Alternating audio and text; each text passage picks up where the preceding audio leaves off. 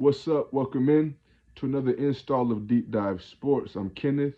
Today we're going to talk about the NFC South and the draft grades and analysis. Make sure you're not forgetting to subscribe, like the videos, comment, and also share them with your friends. With that being said, let's go ahead and dive in. The first team we're going to talk about from the NFC South is the Carolina Panthers, and I'm giving them an A plus draft grade. Their first round pick, they get Tedero McMillan, wide receiver from out of the University of Arizona. To me, he's a big playmaker at receiver. Reminds me a lot of Mike Evans coming out of Texas A&M, being drafted by Tampa Bay, the Buccaneers. He's a productive receiver over the past 2 seasons. He's a dominant pass catcher that's going to help Bryce Young be able to develop and turn the corner as a quarterback and a young quarterback in the NFL. He has the ability to excel in single coverage, and he also can win in contested catch situations against smaller defensive backs, him being 6'4". Moving along, the second round pick for the Carolina Panthers, they draft Nick Scorton. He's an edge rusher out of Texas A&M University.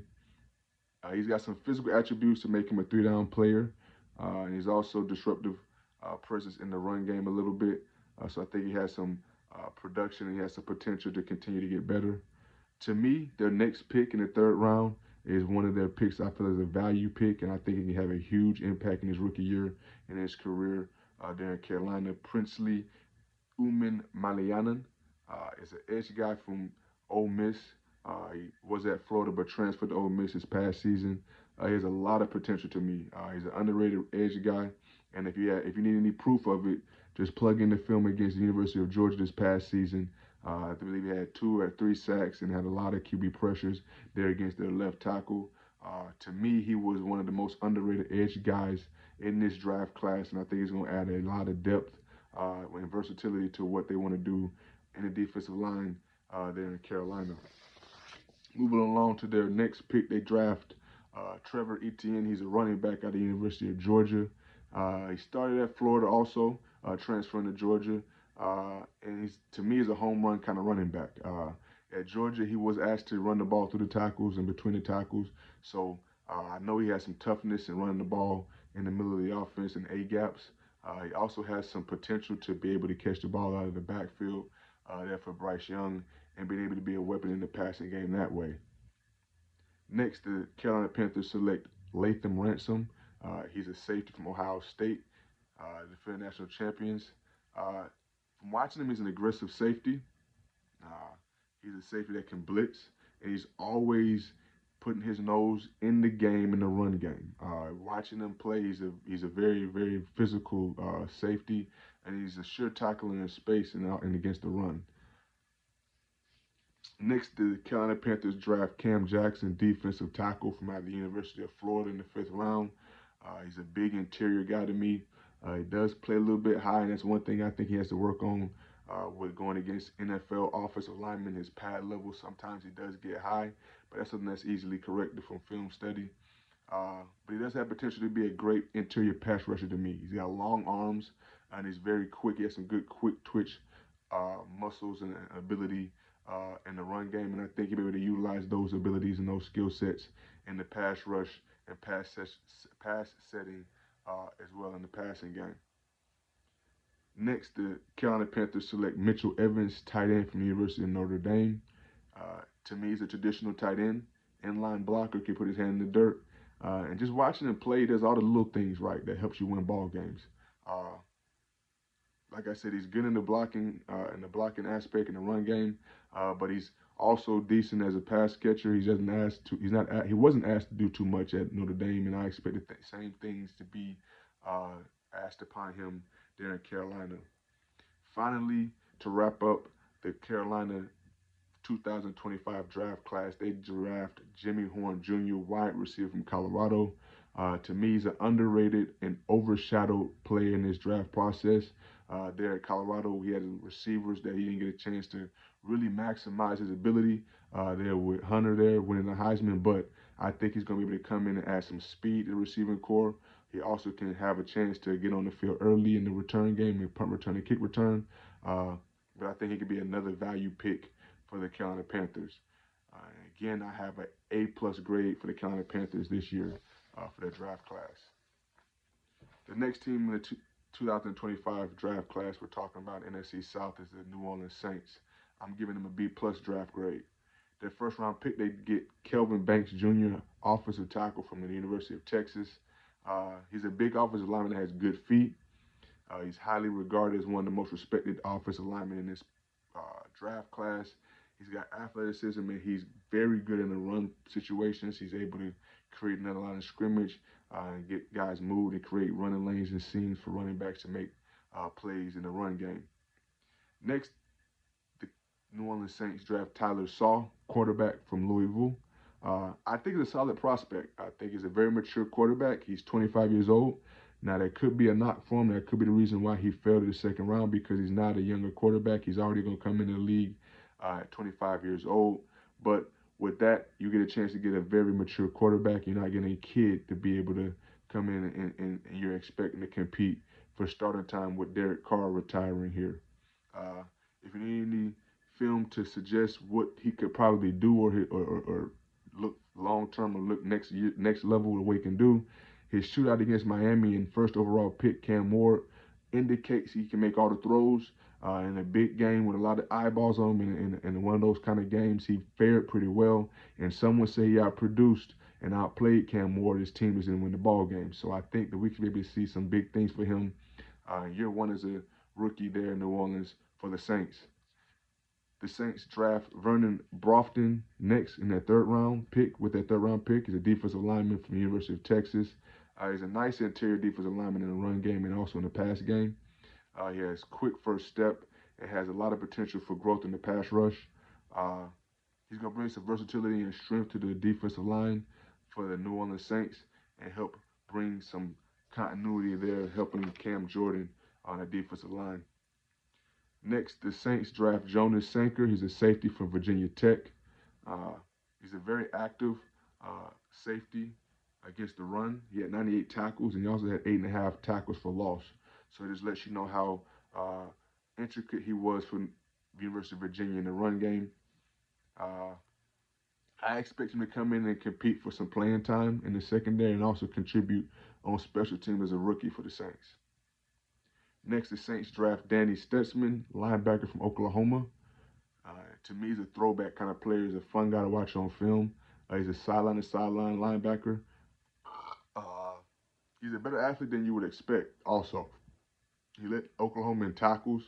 He's going to bring a lot of energy to the Saints' defensive meeting rooms and also in the huddle on defense. He brings a lot of leadership also. So those are two characteristics you want from your linebacker to lead your defense. Quincy Riley was drafted by the Saints in the fourth round. He's a cornerback from Louisville. He's got quickness. He's got great ball skills. He had 11 pass breakups this past season. So I look for him to add some depth and to come in his rookie year and be able to compete for some playing time on the special teams. Next, the Saints draft Devin Neal. He's a running back from Kansas. To me, he has 3-down running back capability written all over him. He can catch the ball out of the backfield. He's a playmaker in the passing game. He also was a very consistent performer there at Kansas, eclipsing 1,000 yards in multiple seasons there. So he can be your bell cow running back, get the ball 25 times a game. And I think he'll be able to be productive that way, helping out Alvin Kamara as far as a physical lightning and thunder kind of comparison or change of pace back there in New Orleans. Malaki Montevallo is a tight end from UCLA. He's your prototypical tight end that blocks in the run game. I think he's a sneaky good receiver in the pass game. He has big hands, so I don't look for him to drop too many passes. I look for him to be a sure-handed receiver in the passing game. And he's a physical tight end that can be able to help in the the red area, in the red zone, scoring touchdowns instead of kicking field goals. I think he can be able to carve himself a little niche there in New Orleans, being able to be with the multiple tight end sets they may use, be able to help them be able to create matchups against linebackers and smaller safeties. Finally, to wrap up the Saints draft class for 2025, they draft Fadil Diggs, defensive lineman out of the University of Syracuse. Watching this film, it's hard to pinpoint a position they have him playing. He's very long. They had him playing standing up at Mike backer, playing off ball, playing edge guy, bringing some pressure off the edge. So he does a lot of different things there. He did a lot of different things there at Syracuse. Like I said, I think he's going to bring some size and some strength to the defensive line and the linebacking core on the defense in general. I'm looking for him to be able to carve his spot and his niche with the Saints in his rookie year on special teams, though. Again, I have the Saints with a B plus draft grade. We're gonna move on to the Tampa Bay Buccaneers in their draft class of 2025, and I'm giving them a B minus. And one of them I'm giving them a B minus is just because of the sample size of the guys they got. They doubled down in a few different positions in the draft. Their first round pick was Emeka Ibuka, wide receiver from Ohio State University. They gave him in the first round. I think he's a smooth route runner with great hands and great ball skills. He is the all-time receiver in Ohio State history with 205 receptions. Uh, he's very precise with the route runner. If you watch him play, he's like, almost like a league NFL wide receiver in college, and how he runs his routes and just his ball skills is very, very mature from watching them.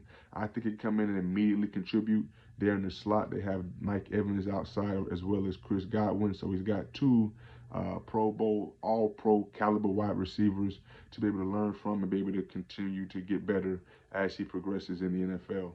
In the second round, the Tampa Bay Buccaneers select Benjamin Morrison, cornerback from Notre Dame. He's a nice cover corner, and if you have any reservations about him and how good he can be, just plug in the tape against Ohio State from 2023 and top 5 draft pick Marvin Harrison Jr. They had a great game. It was a great competition.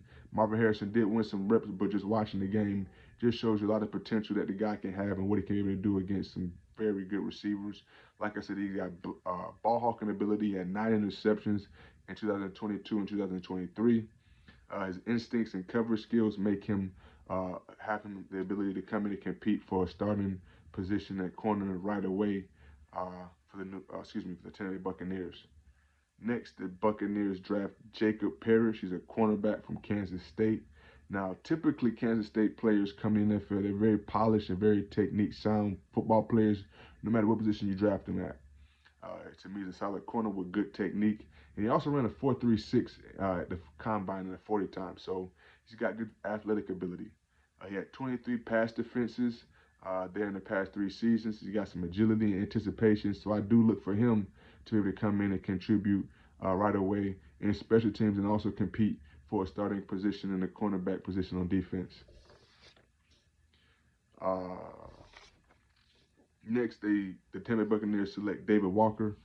He's an outside linebacker, edge guy from Central Arkansas in the 4th round.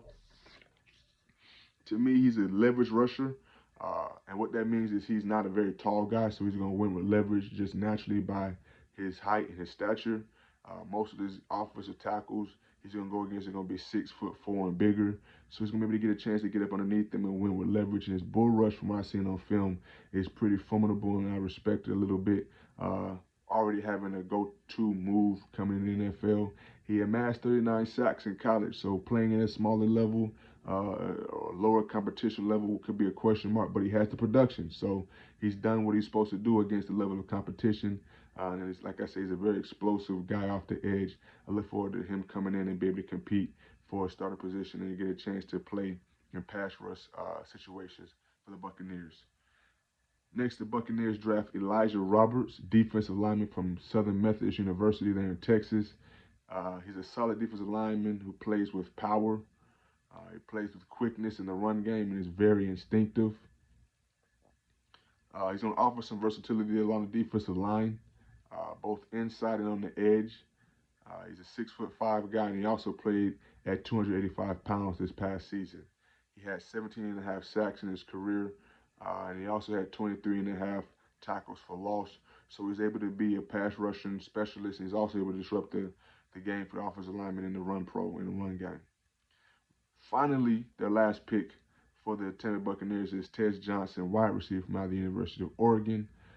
He's an undersized guy. He's very skinny, very slight, but he is a playmaker with the ball in his hands. He plays fast. His game speed is fast, although he didn't test particularly well running a sub 4.4 guy with a 40 time at the combine. His game speed is pretty good. He had 169 receptions in 2 seasons at Oregon. And like I said, with his explosiveness and speed, I think he could come in and be able to compete on special teams and help them out in the kick return game and also with the punt return game. So just to wrap up and give you reiterate the draft grade for the Buccaneers, I give them a solid B minus. To wrap up the NFC South, we got to talk about the Atlanta Falcons. And for the Falcons, I'm giving them a B plus this year in their draft grade. Let's talk about their first round pick and Jalen Walker, edge guy, edge rusher from out of the University of Georgia. He's a fun guy to watch. He's another one of those guys who can win with leverage because he's not so tall.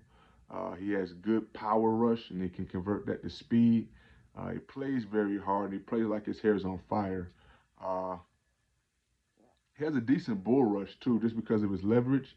He led his team at Georgia with pressures and overall quarterback pressures with limited snaps. So it didn't take him a lot of snaps to come in the game and create an impact and be a game wrecker against offensive linemen. The Falcons double down on edge rushers and they go and get James Pierce Jr., edge rusher from the University of Tennessee. Now, some draft guys and some NFL execs have some issues with his character concerns. That's the reason why he fell later on in the draft. But if you plug in the film, he's a heck of a pass rusher. One thing I do know he does very well and effectively is rush the passer. He had 10 sacks this past season. He has 19 and a half sacks in total for his career there at Tennessee. He has some high upside. I think he has the ceiling for him is fairly high as far as what he can become in the NFL. So I'm looking for some big things from James Pierce Jr. here with the Falcons. The Falcons' next draft pick is Xavier Watts. He's a safety they draft in the third round from out of the University of Notre Dame. From watching him, he's a very instinctive safety. He's active against the run, and he's also underrated in the pass game to me. I'm intrigued by the ability or the prospect of him being able to come in and learn from a Pro Bowl, all pro caliber safety in Jesse Bates. And I'm also intrigued with the ability for those two safeties to be able to both have combo safety ability, to be able to both play free safety and strong safety. So I'm looking for him to have a pretty big impact with the Falcons this year as a rookie. Next, the Falcons draft Billy Bowman Jr., defensive back from Oklahoma. He's a solid defensive back prospect, and he pretty much had a home run this entire draft process. When it came from the Senior Bowl, he knocked out the park in practices and also in the Senior Bowl game. And then he cemented his great draft process with a big combine and being able to showcase his abilities as an athlete there at the combine in Indianapolis. From watching him on film, he can play box safety and also can play some nickel. There with Brent Venables and all the unorthodox things that Venables does defensively in Oklahoma. He was moved around, played a lot of different positions in the corner. As far as a nickel, also played some safety. So those experiences at Oklahoma, I think, will be able to help him transition to the NFL and compete for playing time right away in Atlanta. I also think he'll be able to contribute right away on the special teams aspect and be able to come in and play on special teams and help the Falcons out that way. Finally, the Falcons draft tackle Nelson from the University of Wisconsin with their seventh round pick. To me, he's a solid developmental tackle. The one thing I do see from him on film that I think he should get better with or will get better with in time is just playing with his hands.